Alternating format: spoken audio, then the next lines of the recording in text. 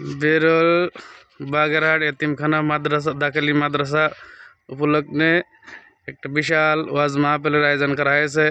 দুইটি শিশু বক্তা আবু হুরায়রা শিহাব আছেন স্টেজে বসে। ইতিমাত্রই এনাদের বক্তব্য শুরু হবে কিছুক্ষণ পর। এখন স্টেজ পরিদর্শনে আছে।